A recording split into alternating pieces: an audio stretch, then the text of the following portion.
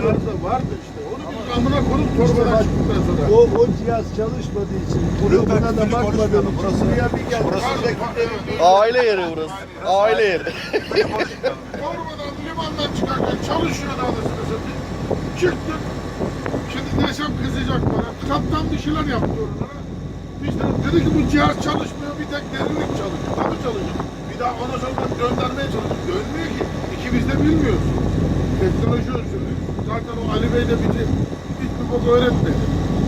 Ya bu cihaz işte yolda size Ya, her şeyi gösteriyor. Ali Bey götünden nefes alıyor abi. Hiçbir şey göstermedi. Bu dedicilerin kuşlu olan abi. Ali Bey. Tabii Hemen ona bir öğrenmezler. şiir yazar mısın? Ben Benim gösterdiklerim çoğunu çözmediniz mi ben abi? mesela benim huyum herkese bildiğimi öğret, bildiğim kadarıyla. Yusuf abi bildiği kadarıyla çırpınıyor.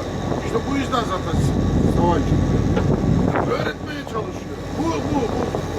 Ama Ali Bey tuttu dedi yolda size gösterir. Ulan ne gösterecek yolda? Torbadan çıktık aletler yok. Bir tek derin kamera çıktı. Tamam bir dakika dur.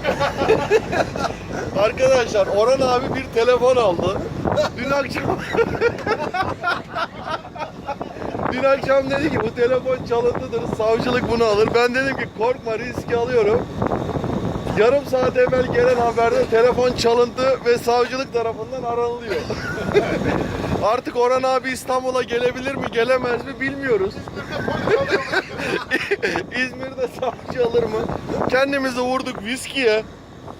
Yani Orhan abi vallahi evliya gibi adam, ne diyorsa çıkıyor. Bu telefon çalıntıdır dedi. Ben hayır değildir dedim, çalıntı çıktı.